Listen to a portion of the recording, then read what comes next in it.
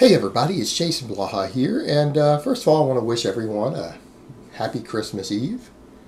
And now that today is three informative videos, it was a Q&A day, are done, it's time to talk about current events in the online fitness community. And I had multiple people come in and say, hey Jason, did you guys see that Kinobody has bench press 300 for 8 reps? So I went to check it out, and that hurt to watch. So let me put on my +5 hat of weaponsmithing, work on skilling up my crafting a little bit, and let's talk about this. And the reason we need to talk about this is because I've done a video not that long ago breaking down for you guys how to not get hurt on the bench press, how to get out from under a bench press safely if you get pinned, all of this stuff. Now, this is going to fall under fair use, so I'm going to stay within YouTube's fair use policy, and I'm going to flip the video in now.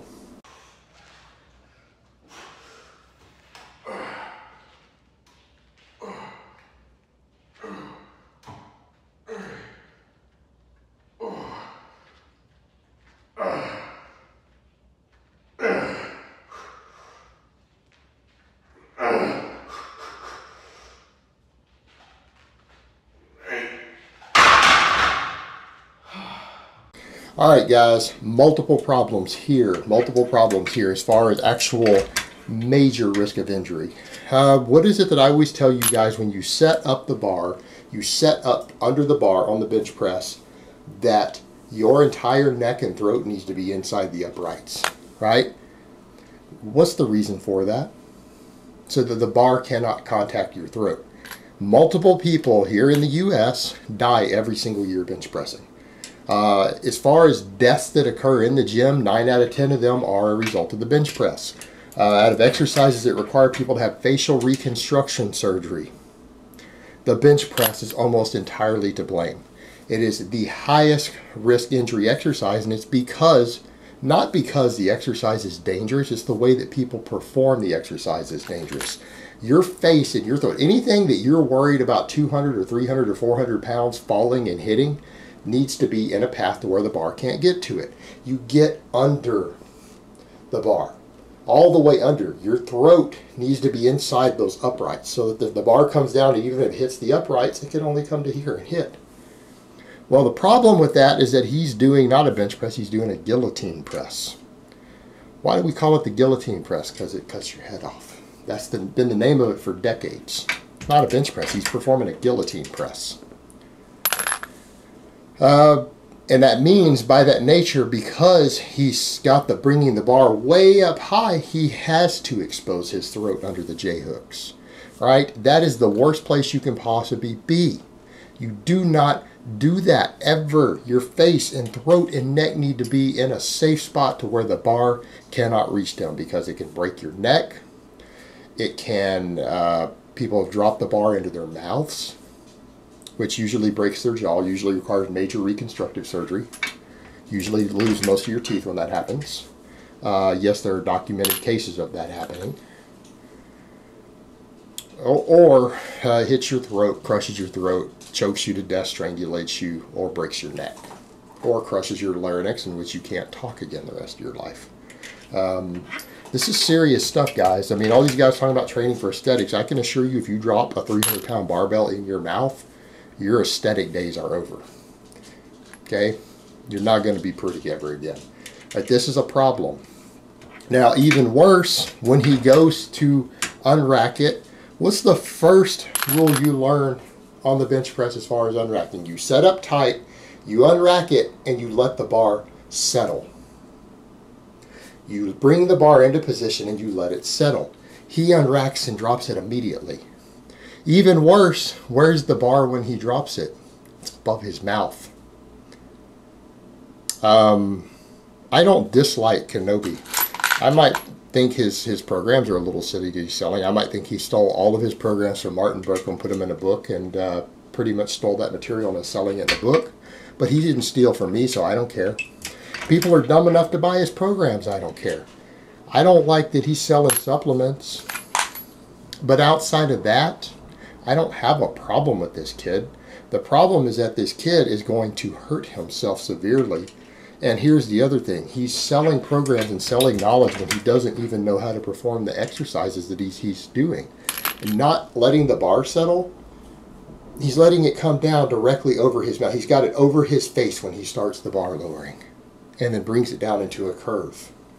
Right? He's unracking with it above his face, and his elbows break before the bar is in position. The bar is above his face when his elbows do the initial break. That is, again, the fastest way to drop a barbell in your mouth or on your face, and it's gruesome when it happens. I don't want that to happen to him. I don't dislike him so much that I think that would be funny or amusing or karma or anything else. I don't want to see that happen. I don't want to see that happen to anybody. But that's what you're looking at. All right, so he already doesn't know how to set up, doesn't know how to unrack the bar. He's selling programs. I mean, damn. Then, look at the bar path. What's the rule to avoid destroying your rotator cuffs? 45 degrees from the body, which means if your elbows are no more than 45 degrees from your body at the bottom, the barbell will be below your nipple line. It'll be down here, right? He's all the way up here. His elbows are 90 degrees from his torso at the bottom. That is how you destroy rotator cuffs. That is how you destroy rotator cuffs.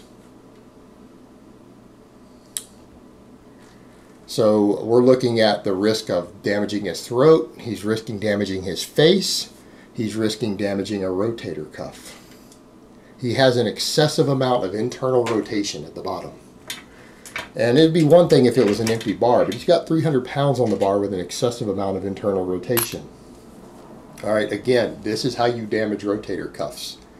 You tear a rotator cuff, even guys like him are trying to train guys to be aesthetic. His aesthetic days are going to be over for a while. You can't injure yourself in a way that requires surgery and still maintain your good looks of your body. Just like you can't still look good after you crush your face with a barbell. Okay? Not going to work. Then, as he's coming down, we're seeing a lot of soft touch, looseness, butt leaving the bench, lack of tightness. The other thing is that you can't tell if he's actually touching his chest. It's either a soft touch or missing some on the chest. What do we go back to? What do I always tell guys? That soft touch or not touching the chest trains your range of motion to not be strong at the bottom. That puts you at risk of tearing a pectoral in the long term. All right, those partial reps. It's one thing if you're doing a lot of really heavy pause work, you'll still be okay with some of it, because I know guys are going to be like, what about the photo press?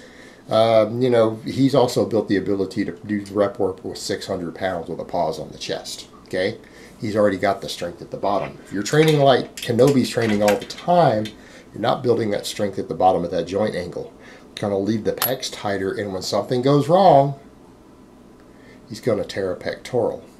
And when he tears a pectoral and it requires surgery, the bar is up high on his chest, so when it does give out, where's the bar going to go? It's going to hit and roll down his neck.